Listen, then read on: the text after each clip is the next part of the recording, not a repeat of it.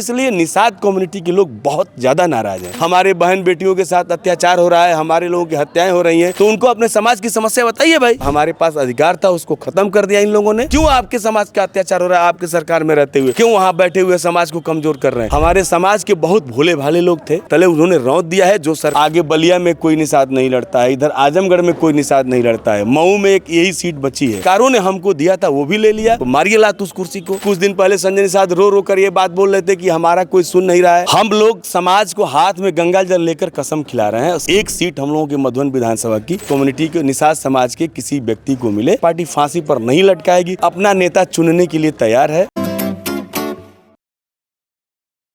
अभी हमारे साथ युवा मोर्चा के अध्यक्ष संतोष साहनी जी मौजूद हैं। अभी देखा जाए तो एक ही मंच पे जो समाजवादी के समर्थक थे और जो निषाद समाज के समर्थक थे एक ही मंच पे आए हैं। तो क्या लगता है कि ये जो एक साथ जो एकजुटता है 2027 में देखने को मिलेगी? और कहा जा रहा है कि भैया 2027 में सत्ता परिवर्तन होने जा रहा है, तो इस पर भी हम बात करेंगे।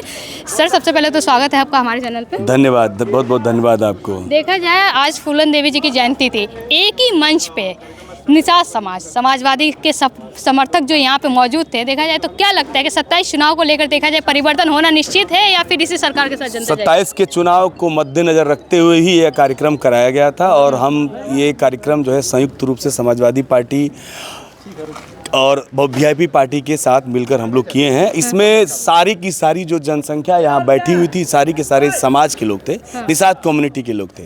निषाद कम्युनिटी ने आज बताया है कि हम जो है एक जगह हैं, एकत्र हैं और निषाद कम्युनिटी इस बार यहाँ के मधुबन विधानसभा से अपना नेता चुनने के लिए तैयार है। शीर्ष नेतृत्व अगर यहाँ की सीट जीतना चाहेगा तो ज़रूर हम लोगों को मौका मिलेगा और हम ये भी चाहते हैं कि यहाँ से कभी भी निषाद कम्युनिटी के लोगों को टिकट नहीं दिया गया और हम चाहते हैं, हमारा समाज चाहता है कि हमको मधुबन विधानसभा की एक सीट दी जाए। आगे बलिया में कोई निषाद नहीं लड़ता है, इधर आजमगढ़ में कोई निषाद नहीं लड़ता है, मऊ में एक यही सीट बची है। तो हम चाहते हैं कि ये आजमगढ़ मंडल है और आजमगढ़ मंडल में एक सीट हम लोगों के मधुबन विधानसभा की निषाद कम्युनिटी के निषाद समाज के किसी व्यक्ति को मिले, जिससे जो है समाज हमारा अपना जो नेता की तलाश कर रहा है उसकी तलाश पूरी हो। अच्छा, देखा जाए संजय निषाद जो हैं वो कहते हैं कि भैया जो निषाद समाज है वो कहीं नहीं जा रहे, भाजपा के साथ है। लेकिन आज जो इस मंच पे आज देखने को मिला है कि पूरा निषाद समाज यहाँ पे एकजुट इकट्ठा हुआ है। सुबह से शाम हो गई है लेकिन यहाँ से जनता जाने का नाम नहीं ले रही थी। तो क्या लगता है कि संजय निषाद की जो बात है वो गलत साबित हो नजर? देखिए, आपको मैं बताता हूँ, मैं वीआईपी पार्टी का कार्यकर्ता हूँ, मैं आपको पहले ही बताया।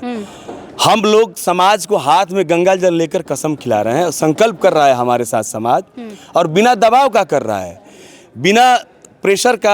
हमारे समाज के लोग सनामला मुकेश साहनी जी के साथ वीआईपी पार्टी के साथ खड़े होकर और ये संकल्प ले रहे हैं कि जब तक भारतीय जनता पार्टी हमको हमारे आरक्षण को वापस देगी नहीं, हमारा आरक्षण नहीं देगी, तब तक हम वोट नहीं करेंगे। जब तक फूलन देवी के हत्यारे को भारतीय जनता पार्टी फांसी पर नहीं लटकाएगी तब तक भारतीय जनता पार्टी को वोट हम नहीं देंगे। जब तक हमारा खनन का पट्टा नहीं देगा, मछुआ आवास नहीं देगा, जब निषाद राज की जयंती की छुट्टी नहीं देगा, तब तक जो है हम वोट भारतीय जनता पार्टी को नहीं करेंगे। और ये पूरा का पूरा उत्तर प्रदेश का समाज जो है हाथ में गंगा जल लेकर संकल्प कर रहा है। तो कहाँ संजय निषाद के साथ लोग हैं? संजय निषाद के साथ जो लोग थे हमारे समाज के बहुत भोले भाले लोग थे और उनको भी ये समझ में आ गया है। अभी देखी होंगी कुछ दिन पहले संजय निषाद रो रो कर ये बात बोल रहे थे कि हमारा कोई सुन नहीं रहा है, हमारे बहन बेटियों के साथ अत्याचार हो रहा है, हमारे लोगों की हत्याएं हो रही हैं। भाई, जिस सरकार में तुम हो, तुम उस सरकार के मंत्री हो, तुम्हारी केंद्र में सरकार है, तुम्हारे प्रदेश में सरकार है और तुम कहते हो कि योगी और मोदी तुम्हारे भगवान हैं और तुम उनके साथ झालमुड़ी खाते हो। तो जब तुम उनके साथ भगवान उनको मानते हो, उनके साथ झालमुड़ी खा रहे हो, तो उनको अपने समाज की समस्या बताइए भाई।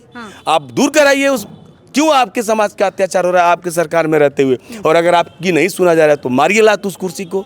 क्यों वहाँ बैठे हुए समाज को कमज़ोर कर रहे हैं? हमारे समाज को हक और अधिकार हमारे समाज का पूरा भारतीय जनता पार्टी के तले, उसके कदमों के तले उन्होंने रौंद दिया है। जो हमारे पास अधिकार था उसको ख़त्म कर दिया इन लोगों ने, हमारे आरक्षण खत्म कर दिया, जो भी पिछली सरकारों ने हमको दिया था वो भी ले लिया। इसलिए निषाद कम्युनिटी के लोग बहुत ज़्यादा नाराज़ हैं। तो क्या देखा जाए तो जो निषाद समाज के जो लोग हैं, अगर समाजवादी पार्टी की सरकार बनाते हैं तो क्या लगता है अखिलेश यादव की जब सरकार बनेगी तो आरक्षण मिलेगा या नहीं मिलेगा? देखिए, मुझे पूरा विश्वास है कि श्री अखिलेश यादव जी इस बात को बहुत गंभीरता से लेंगे। उसके पीछे का कारण ये है कि स्वर्गीय मुलायम सिंह जी ने भी हमारे प्रस्ताव को भेजा था केंद्र सरकार को आरक्षण के लिए, और श्री अखिलेश यादव जी ने भी जब सरकार थी इनकी तो 2 बार उत्तर प्रदेश से प्रदेश सरकार से केंद्र सरकार को यह प्रस्ताव गया है। अगर दोनों बार गया है तो समाजवादी सरकार में ही गया है और किसी ने नहीं भेजा है। तो मुझे पूरा विश्वास है, यकीन है कि श्री अखिलेश यादव जी मुख्यमंत्री बनेंगे तो यह सरकार जो है प्रस्ताव करेगी और उसको जो है लागू किया जाएगा, आरक्षण मिलेगा हम लोगों को। आप कह रहे हैं कि समाजवादी पार्टी सरकार बनेगी, ठीक है, लेकिन जब योगी आदित्यनाथ की बात करें वो मंचों पे खड़े होकर कहते हैं कि भैया 2027 छोड़िए 47 तक तो समाजवादी पार्टी नहीं आने वाली है। ऊपर से देखा जाए तो जो भाजपा राम को लाई थी उसी राम मंदिर में चोरी हो जाती है, लेकिन किसी के घर पे बुलडोजर नहीं चलता है। और देखा जाए इस सरकार में ज़्यादा से ज़्यादा पेपर लीक हो रहा है, उस पर भी अगर स्टूडेंट आवाज़ उठाते हैं तो उन पर भी लाठीचार्ज होता है। तो क्या लगता है कि ये सारी चीज़ें देख के जनता बदलाव करेगी? हाँ बिल्कुल, देखिए धर्मेंद्र प्रधान का इस्तीफा इतनी आसानी से इन लोगों ने नहीं दिया है। आप देखिए होंगे जंतर मंतर पर 3 दिन मैं भी वहाँ प्रोटेस्ट में था, उसका गवाह हूँ मैं। डंडा लगा है हम लोगों को, स्टूडेंटों को डंडा लगा है। जो वहाँ मैं उस माँ बाप से भी मिला संजोग से जिनका लड़का सुसाइड कमिट किया था, उनसे भी मेरी मुलाकात हुई।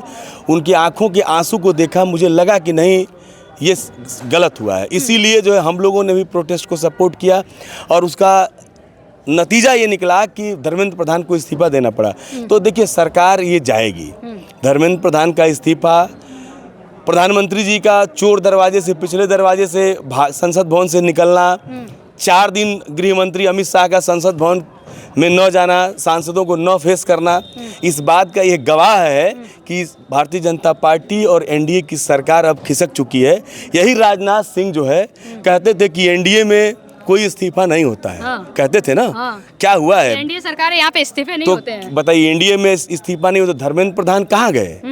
पता चल रहा है कहीं? डर गई है सरकार। सरकार डरी है और ये युवाओं का देश है। देखिए यूथ ने डिसाइड कर लिया है कि इस बार बदलाव होगा। अच्छा, यूथ जो चाहती है, जो भाजपा नहीं दे पाई, यूथ जो चाहती है रोजगार चाहती है, शिक्षा की बात करना चाहती है, तो क्या लगता है अगर सरकार आती है समाजवादी की तो शिक्षा पे बात करेंगे, रोजगार देंगे जो जनता चाहती है? ये सिर्फ एक प्रदेश की समस्या नहीं है, ये पूरे देश की समस्या है रोजगार। आज लड़के बीए बीएड करके सिविल सर्विसेज की तैयारी कर रहे हैं, वैकेंसीज नहीं आ रही हैं, पेपर्स लीक हो जा रहे हैं।